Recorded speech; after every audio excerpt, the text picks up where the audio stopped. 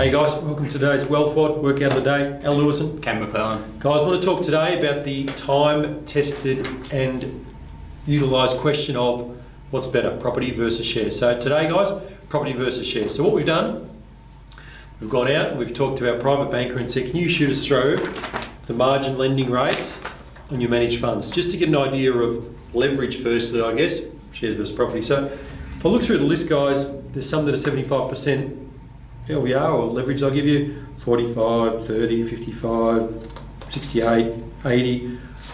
Let's say the average 50, but you might be able to get 80 on some of them. So fairly comparable to property in a way, I guess, if you really wanted to. You gonna say something? No. But what we're going to talk about, it's making a weird noise here. What we're going to talk about is that what happened in the GFC guys. So property prices dropped by? Property prices under the median house price capital cities dropped by about 10%. What happened with shares guys? 45%. 45, 50, bang. Massive loss, little thing called margin call. So if you own these guys, you get up at 80%, guess what? The share price drops by that much, the bank rings you and says, sir, you don't have enough equity in this account, can you please top it up and get us back to you're at 80%. So guys, fairly risky in our opinion, and we'll just do a little experiment on the board now, not experiment, demo on the board, there's your pen, and show you why we like property versus shares on top of that.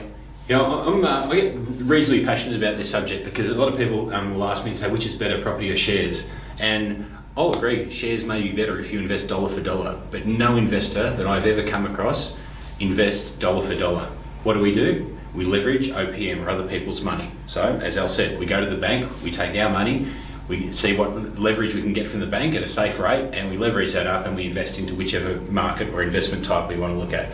So, this is why property always beats shares. Let me give you a rundown.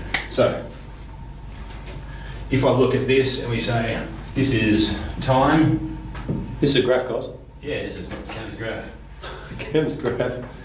Can we read that? 20 years. All right, and this one will go, that's 0, 500K, 1 mil, 1.5, 2 mil. There we go.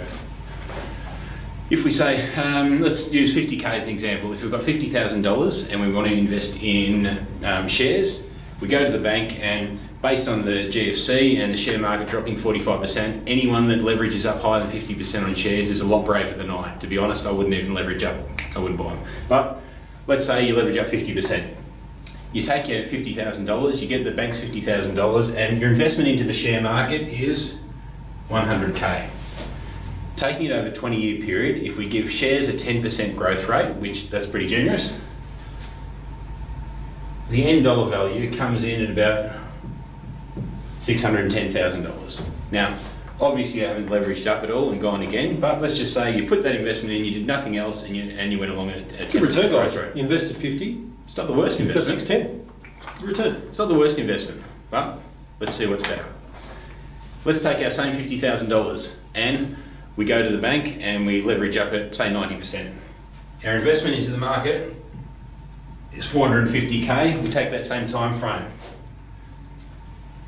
We run it over a 20-year period.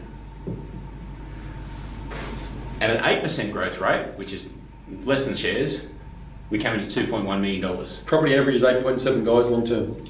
All right, actually, something else has just occurred to me.